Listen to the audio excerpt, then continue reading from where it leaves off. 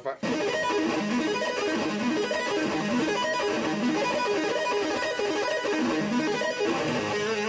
Are you muting when you do that? No. So you can hear a distinct sound difference. Oh, and I think it sounds a lot better too, actually, because It's you know, more- as shred guys, we're so used to hearing that pull off at the top, That's right. and That's right. it becomes old hat after a while. That's right. It becomes a familiar sound, Yeah. kind of like, you know... It's the shred version of that. Exactly, yeah. Yeah, there's the stock shred licks. It's totally true. Where did you, speaking of stock shred licks, that A minor sweep shape, where did that come from? Figured it out. You figured that out? Well, I mean, who... Well, I don't know. I'm not saying that I invented it, Yeah. but nobody showed it to me. Well, okay, but that was your own. Yes, because here's the philosophy of it. Here, you know, because I mean, I can say this. I was one of the pioneers of this genre. You know, and I mean, I was playing this stuff before even Yngwie came out. You know, I'm older than Yngwie, and so, but here's where the whole arpeggio idea came from. So, and then see, if you notice on my Starlix video, my first A minor arpeggio was a... Right. But I used to kid around in clinics going, it was too kind and gentle of an arpeggio. So, but what is a logical extension of this shape? You have this shape, Right. you have this shape.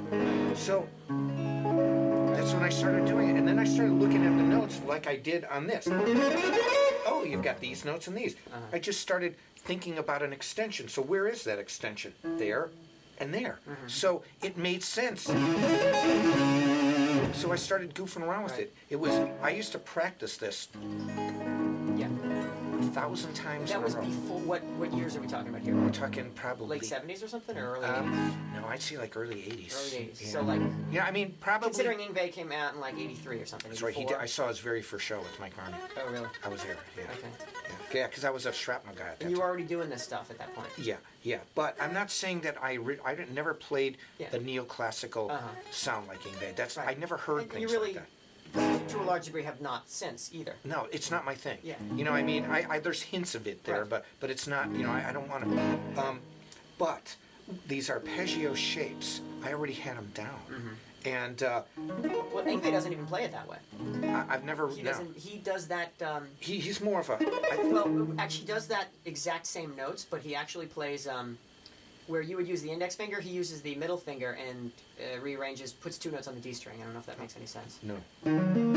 So if you play the A with the middle finger then, and you use the index finger on the C on the... A like this. Oh, I'm sorry. We're not in A minor right now, but... Well, I'm an E minor. Okay, so let's play the E with the index finger, and then the G... I'm sorry, the E with the middle finger, and then the G on the next string with the index finger. Right, and then the pinky. Oh. Yeah. And then... Like yeah. that? Yeah, and so the descending part is all screwed up. Yeah, and there's a hammer on. It's crazy. It's but great, but it this works is for what him. happens when you put a bunch of guys in their room and you tell them to figure it out all on their own. They come up with all this crazy stuff. Well, you know, I think you hit something, and this is why I think what you're doing is very valid because, you know, I mean, I have a degree in music, but I didn't study guitar playing. I studied music, and so what I realized is this. You know, I have a degree in composition, and what all that meant is doesn't mean I'm some great composer.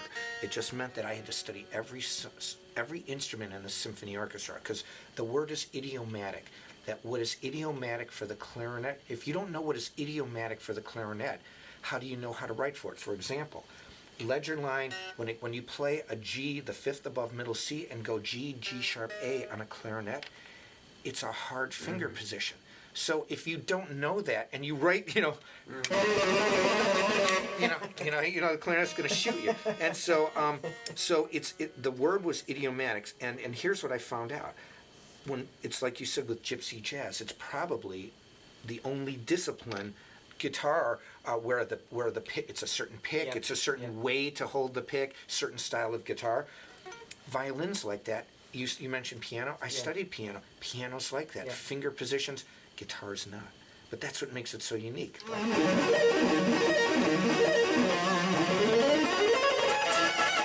Whoops.